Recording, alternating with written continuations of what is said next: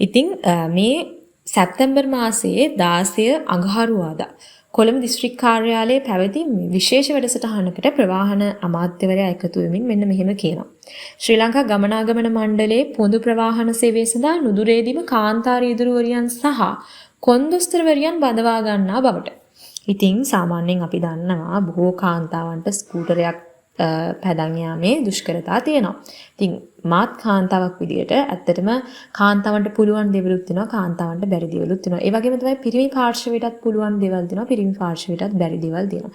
කාන්තාව කියන්නේ උතුම් කෙනෙක්. අපි කාන්තාව පහතට හෙල්ලා කතා කරනවා නෙමෙයි. නමුත් කාන්තාවන්ට පුළුවන් දේවලුත් තියෙනවා, බැරි දේවලුත් තියෙනවා. ඉතින් රජයේ ආකල්පය, මෙතනදී රජයේ උත්සාහ කරන්නේ මොකටද? රජය උත්සාහ කරන්නේ ජනතාවගේ සුභසිද්ධිය තකා, කාන්තාවන්ගේ සුභසිද්ධිය තකා ක්‍රියාත්මක කරන වැඩපිළිවෙලක් නෙමෙයි මේක. මොකද රජයේ සුභසිද්ධිය තකා, ආණ්ඩුවේ සුභසිද්ධිය තකා ක්‍රියාත්මක වෙන වැඩපිළිවෙලක් විදිහට තමයි මම මේක දකින්නේ. මොකද මේ දැන් යල් පැන ගිය බස් රථ සේවය, රාජ්‍ය බස් රථ සේවය, ඒ වගේම සේවක හිඟයක් පවතිනවා මේ තුල. ඉතින් මේ සේවක හිඟයට විසඳුමක් විදිහට තමයි මේ කාන්තාවන් මේ බස් රථ සේවය සඳහා යොදා ගන්න පිළියම් කරලා තියෙන්නේ. ඉතින් ජනතාවගේ ජීවිත ගැනත් නොහිතා ආණ්ඩුව මේ ක්‍රියාත්මක කරන වැඩපිළිවෙල ගැන ඇත්තටම මගේ අතින් ගත්තොත් මම නම් තෘප්තියටපත් වෙන්නේ නැහැ. මොකද සාමාන්‍යයෙන් අපි හිතුවොත්